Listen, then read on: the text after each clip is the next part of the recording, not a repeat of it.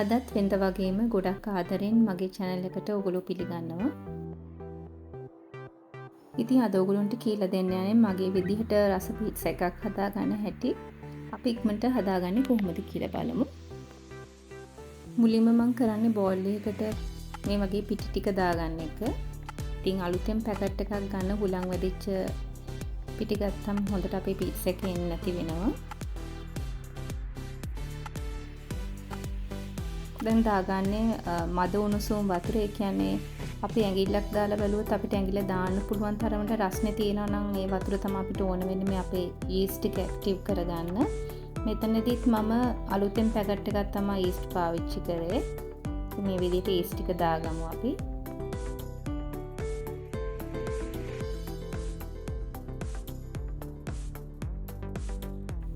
අපේ යීස්ට් ටික හොඳට ඇක්ටිව් වෙන්න ඕන අපි මේකට සීනි ටිකක් දාගන්න ඕනේ. ඉතින් මම මෙතන දුඹුරු සීනි පාවිච්චි කරා.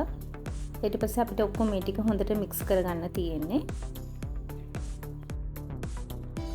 මේ ටික හොඳට මික්ස් කරගත්තට පස්සේ මම මේක වහලා තියනවා විනාඩි 20ක් විතර ඇක්ටිව් වෙනකම්.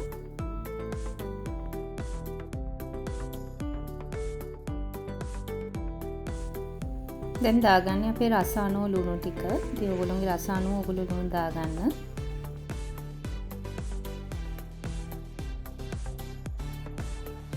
පීසා ඩෝ එක හදද්දී ඕනම දෙයක් තමයි ඔලිව් ඔයිල්. ඉතින් දැන් මම මෙතන ඔලිව් ඔයිල් පාවිච්චි කරනවා.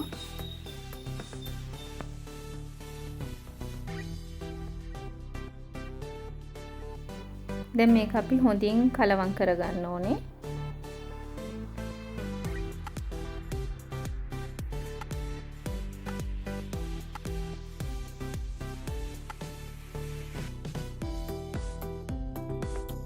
දැන් ඔයගොල්ලන්ට පේනවා ඇති මගේ යීස්ට් ටික හොඳට ඇක්ටිව් වෙලා තියෙන්නේ. ඉතින් මේ වගේ තමයි පීට්සා එකක් හදද්දී හොඳට යීස්ට් එක ඇක්ටිව් වෙන්න ඕනේ. දැන් මම මේක අපේ පිටියකට දාගන්නවා. එකපාර දාගන්නේ චුට්ට චුට්ට තමයි දාගන්නේ.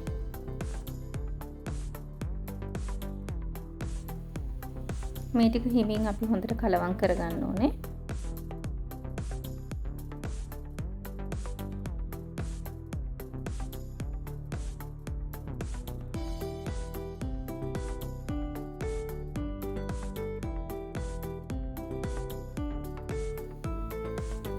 අතේ ඇලෙන්නේ නැති විදිහට අපි ඩෝ එක අනා ගන්න ඕනේ හොඳට. මේ පෙන්නන විදිහට නීට් කරගන්න ඕනේ. ටේබල් টොප් එකකට පිටි ටිකක් මේ විදිහට ඉහ ගන්නවා. මේ ඔක්කොම ටික අතින් තුනී වෙන විදිහට පිටි ටික දා ගන්න ඕනේ හැම තැනටම. දැන් මම කරන්නේ කලින් අනාගත්ත අපේ ඩෝ එක බෝල් එකෙන් පරිස්සමට අරගෙන ටේබල් টොප් එකට දාගන්න එක.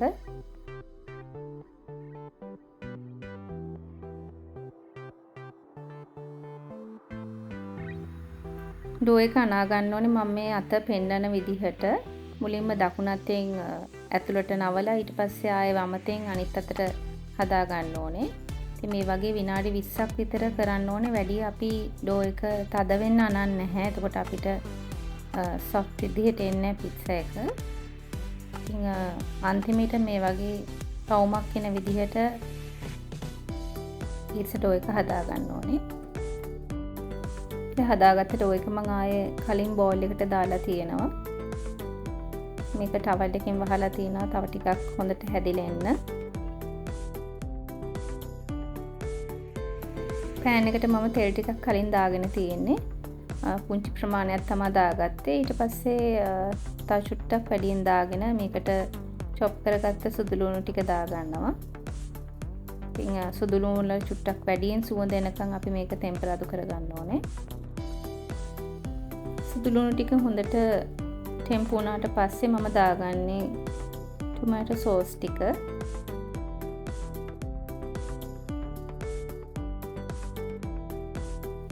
දැන් මම දාගත්තේ ඩ්‍රයි හර්බ්ස් ටික.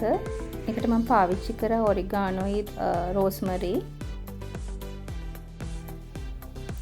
හොඳට රස එන්නේ මේකේ පීසා හට් එකේ වගේම මේ විදිහට අර ඩ්‍රයි හර්බ්ස් ටික දැම්මම තමයි. ඊට පස්සේ මම දාගන්නවා කෑලි මිරිස් ටිකක්. ඉතින් ඕගොල්ලන්ට කැමති නම් කෑලි මිරිස් නොදා ඉන්න පුළුවන්. මම දාගත්තා ඒ වුණාට. ටිකක් අර කට දන විදිහට කන්න තමයි අද අපි පීස් එක හදන්නේ. ඊට පස්සේ ලුණු දා ගන්නවා. දැන් මේ ඔක්කොම ටිකත් අපි හොඳට කලවම් කරගන්නවා. දැන් ඉතින් පීට්සා සෝස් එක හදන වැඩේත් ඉවරයි. මම දැන් ලිප ඔෆ් කරනවා. බලමු අපේ ඩෝ එකට මොනවද වෙලා තියෙන්නේ කියලා. ඔයගොල්ලන්ට පේනවා ඇති අපි හදාගත්ත සයිස් එකට වඩා ඩබල් වෙලා තියෙනවා.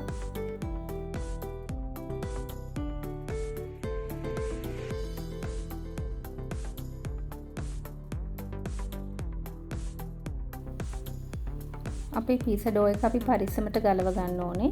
ඉතින් අතට ඇලෙන්නේ නැති වෙන්න ඔලිව් ඔයිල් ටිකක් ගාලා ගලව ගත්තා නම් ලේසියි. ඉතින් එහෙම තමයි මම කරගෙන තියෙන්නේ.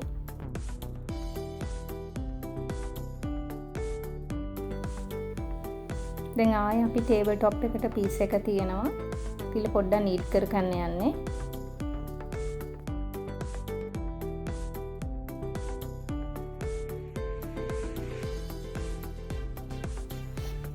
කලින් පෙන්නපු විදිහටම අපි පීසා ඩෝ එක ටිකක් කනා ගන්නවා. හැබැයි පිටි පාවිච්චි කරේ නැහැ මම. අන්තිමේටම අපේ පීසා ඩෝ එක මේ විදිහට බෝලයක් විදිහට හැදෙන්න ඕනේ. ඉතින් අර සුලගිනිලා ආදරෙන් චුට්ට රවුන්ඩ් කරලා මේක බෝලයක් විදිහට හදාගමු. දැන් අපි පීස් එක මම පීසා දෙකක් විදිහට තමයි හදන්නේ. ඒ හින්දා ඩෝ එක දෙකට කපා ගන්නවා.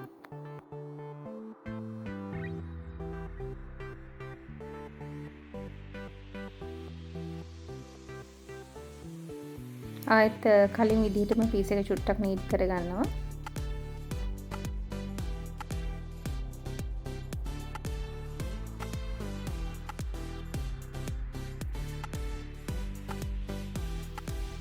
අද මට පීසා ට්‍රේ එක නැති හින්දා මම මේ oven එකේ ට්‍රේ එකකින්මයි පීස් එක හදාගන්නේ. මේ වගේ ඔයිල් ටිකක් දාලා ඒක ග්ලේස් කරගන්නවා බ්‍රෂ් එකකින්.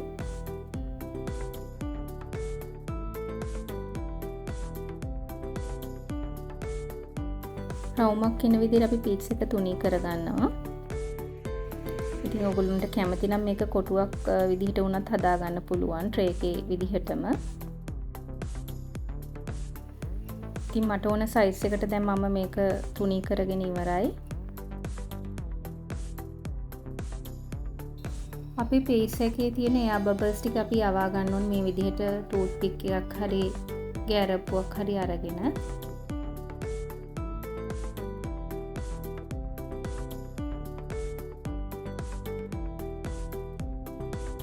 මුලින්ම අපි පීසා ඩෝ එක උඩට දාගන්නේ සෝස් ටික. ඉතින් අපි හදාගත්ත සෝස් ටික මේකට දාගමු.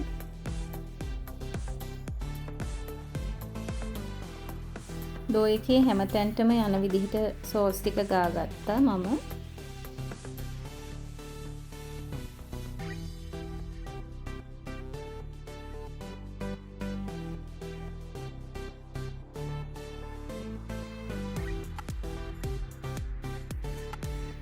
මේ විදිහට ග්‍රේට් කරගත්ත චීස් ටික අපි දාගන්නවා. හැමතැනටම යන විදිහටත් මේ චීස් ටික දාගන්න අමතක කරන්න එපා.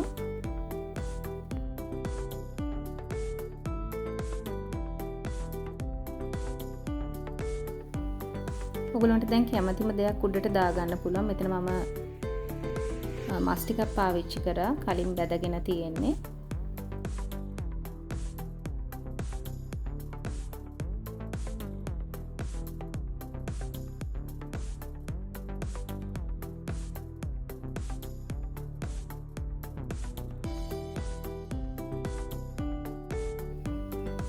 දැන් මේකෙන් අපි ඉස්සලම දාගන්නේ බටන් මෂ්රූම් ටික. ඉතින් ඔයගොල්ලන්ට අවශ්‍යම නැහැ. ඉතින් අර මගේ ගෙදර තිබ්බ හින්දා මම මේක දාගත්තේ.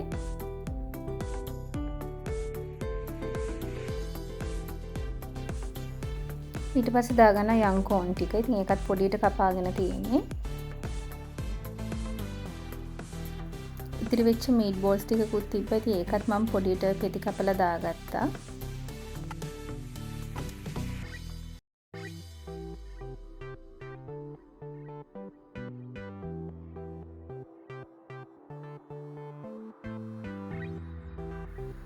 ටිකක් ලොකුවට කපාගත්ත ලුණු ටිකත් මේකට දාගත්තා.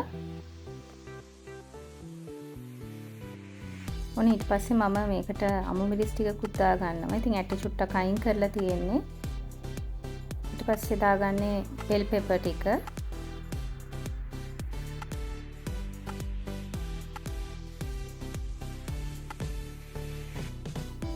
මෙතන මම ෆ්‍රෙෂ් මිල්ක් තියාගෙන තියෙන්නේ මේ වගේ පොඩ්ඩක් පීස් එක බ්‍රෂ් කරගන්නවා. එතකොටත් ගොඩක් සොෆ්ට් වෙනවා. ඒ වගේම ගොඩක් රසයි.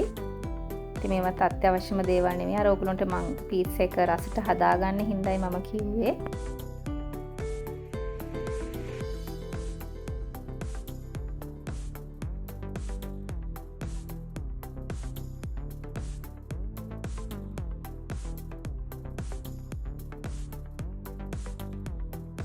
දැන් අන්තිමේටම කරන්නේත් ආයේ චීස් ටික ග්‍රේට් කරලා දාගන්න එක. මෙතන වැඩි ප්‍රමාණයක් දාගන්න. එතකොට තමයි රසය. ඉතින් මේ කිසි දෙයක් නැතුවත් ගෙදර තියෙන දේවල් වලිනුත් පීස් එක අපිට හදන්න පුළුවන්. මගේ ගෙදර තිබ්බ හින්දා මම හැදුවේ. මේ කිසි දෙයක් නැතුව සමහර වෙලාවට මම ඉරවලු විතරක් දාලා පීස් හදන වෙලාවල් තියෙනවා. දැන් මම පීස් එක බේක් කරගන්න යන්නේ oven එකට දාලා. මම මේක සෙන්ටිග්‍රේඩ් 220ක විනාඩි 20ක් බේක් කරගන්නවා. ඉතින් තියෙන දේවල් දාලා උකුළු පීස් එකක් හදලා බලන්න. ඒක අර සොෆ්ට් වෙන්න කියලාත් නෑ අපිට ක්‍රස්ට් එකටත් ගන්න පුළුවන්. ගොඩක් රසට තිබ්බ පීස් එක. ආයෙත් රස රෙසිපි එකක් අරන් එනකන් ඔයගොල්ලෝ හැමෝටම සුබ දවසක්.